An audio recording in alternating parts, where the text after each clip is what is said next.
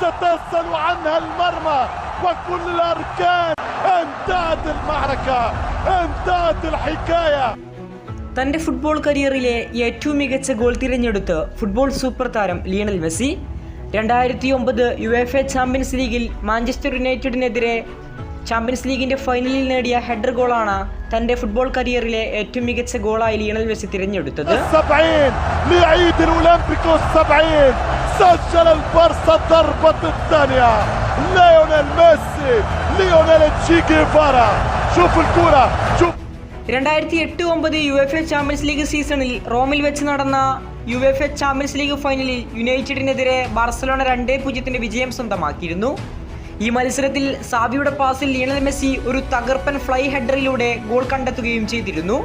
ഇത് ബാർസയുടെ വിജയത്തിൽ ഏറെ നിർണായകമായിരുന്നു. കൂടി തന്നെ ആ വർഷമെന്നും ഓർക്കപ്പെടുമെന്നും ലിയണൽ മെസ്സി കഴിഞ്ഞ ദിവസം പറഞ്ഞു. നേരത്തെയും മെസ്സി ഈ ഗോളാണ് തന്റെ ജീവിതത്തിലെ ഏറ്റവും മികച്ച ഗോളെന്ന് ആവർത്തിച്ചു. 5 അടി മാത്രമുള്ള മെസ്സിയുടെ ഈ തകർപ്പൻ ഹെഡർ അന്നേ ഫുട്ബോൾ ലോകത്ത് വൈറലായതാണ്. ഇപ്പോൾ വീണ്ടും അതിനെ ഓർക്കുകയാണ് മെസ്സി.